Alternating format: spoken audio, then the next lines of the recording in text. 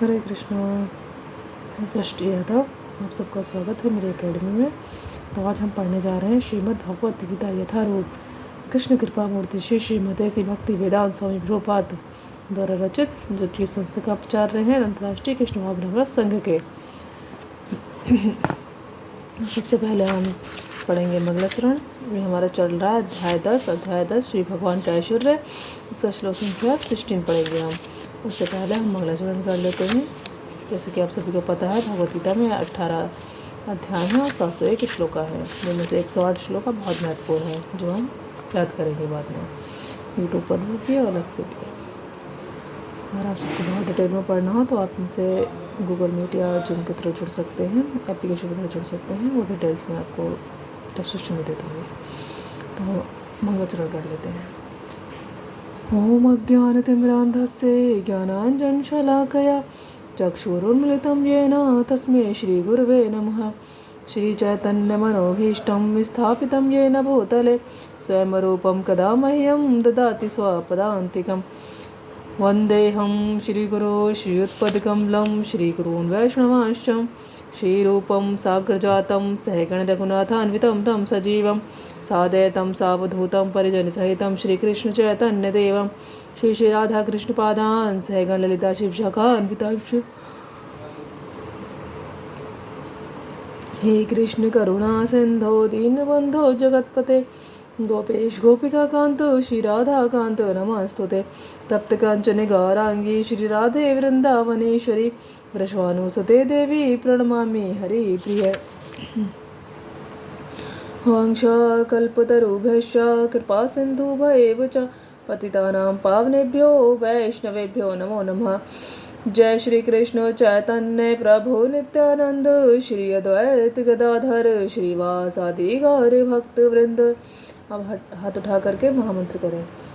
हरे कृष्ण कृष्ण कृष्ण हरे हरे, हरे राम राम राम हरे हरे। इस महामंत्र का अर्थ होता है कि हमने अपने सारे कष्ट, सारे दुख तकलीफ और सारे अच्छा बुरा जितना भी हमारे जीवन में है, सब कुछ भगवान को सौंप दिया। सब कुछ उनके हवाले शरणागति, हम उनके शरणागत हो गए। अब रूपाद मंत्र। नमो ओम विष्णुपादाय कृष्णप्रेष्ठाय भूतले श्रीमते भक्तिवेदांत स्वामिने नामिने। नमस्ते सरस्वती देवी गौरवाणी विचारिणे निर्विशेष शून्यवादी पाश्चात्यदेशतारिणे। मूकं करोति वाचालं पंगुं गयलयते गिरं यत्र पात्रं हम वन्दे श्रीगुरुदीनतारणं श्रीचैतन्येश्वरं श्रीपरमानंद माधवं। तो सभी भक्तों के चरणों में कोटि कोटि दंड प्रणाम। तो हम शुरू करते हैं अध्याय 10 श्री भगवान का ऐश्वर्य। तो एक बार पढ़ लेते हैं हम कि श्री भगवान के ऐश्वर्य में क्या बताया गया है हमें। बाद में अलग से भी पढ़ लेंगे। और अध्याय 10 है ये, अध्याय 10 श्री भगवान का ऐश्वर्य, बल, सौंदर्य, ऐश्वर्य एवं उत्कृष्टता। तो अध्याय 10 श्री भगवान का ऐश्वर्य में हम पढ़ रहे हैं बल, सौंदर्य, ऐश्वर्य या उत्कृष्टता प्रदर्शित करने वाली समस्त अद्भुत घटनाएं, चाहे वे इस लोक में हों या आध्यात्मिक जगत में, कृष्ण की दैवी शक्तियों एवं ऐश्वर्य की आंशिक अभिव्यक्तियां हैं। समस्त कारणों के कारण स्वरूप तथा सर्वस्वरूप कृष्ण समस्त जीवों के परम पूजनीय हैं। ठीक है, हमने पढ़ लिया। मतलब भगवान के ऐश्वर्य के विषय में बताया गया कि मेरे भगवान कितने महान हैं, सब कुछ उन्हीं से निकलता है। तो हम पढ़ते हैं अध्याय 10 का श्लोक संख्या 16।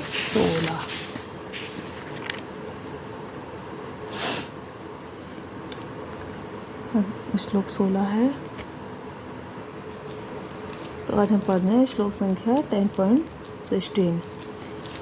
वक्तुमहस्तशेषेण दिव्याहात्मविभूतया याभिर्विभूतिभिर्लोकाने मासत्वव्याप्य व्याप्य तिष्ठसि।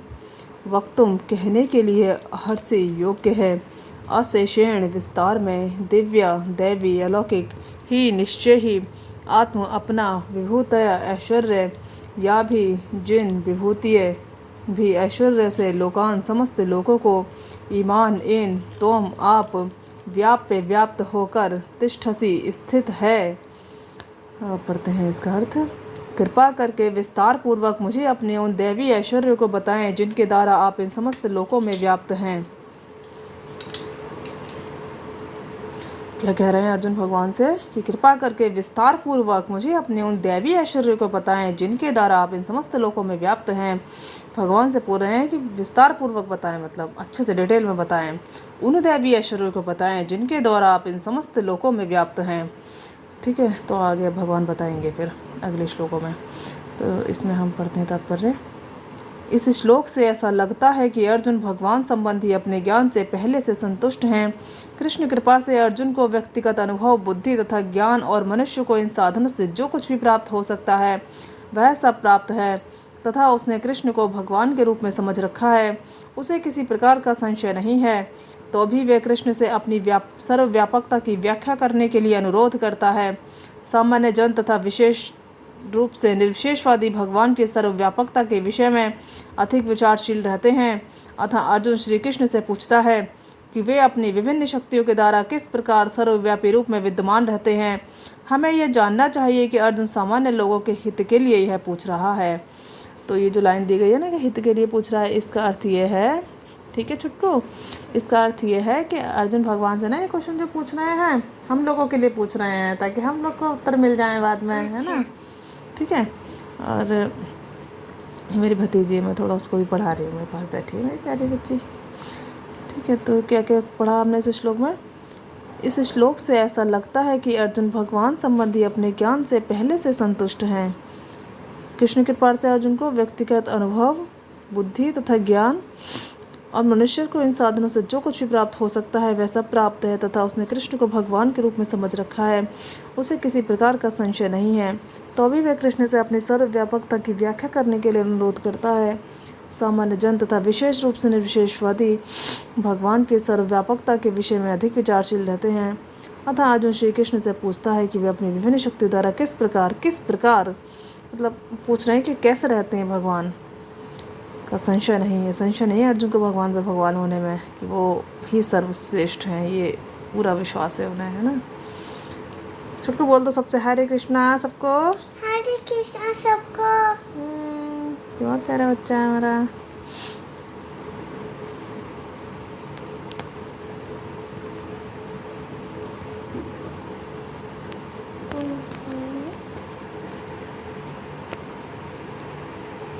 छुट्टू तो देखो प्यारा सा बच्चा, बोलो हरे कृष्णा। हरे कृष्णा। पढ़ेगा हमारा बच्चा भी। हरे कृष्णा आप सभी को, हरे कृष्णा सब। तो हम ऐसे ही आगे पढ़ेंगे, और आप लोगों को चाहे तो आप लोग अलग से जुड़िएगा तो और डिटेल में इसको पढ़ेंगे। क्वेश्चन आंसर सबसे मेनली उसमें हो पाएंगे, इसमें क्वेश्चन आंसर नहीं हो पाएंगे अभी। क्वेश्चन आंसर आप चाहे तो नीचे भेज सकते हैं डिटेल में डिस्क्रिप्शन में, ठीक है। हरे कृष्णा। अभी मॉर्निंग टाइम है तो मेरा एक श्लोक का रहता है प्लान कि सबसे पहले एक श्लोक हो जाए, उसके बाद और चीज़ें करेंगे। हरे कृष्णा।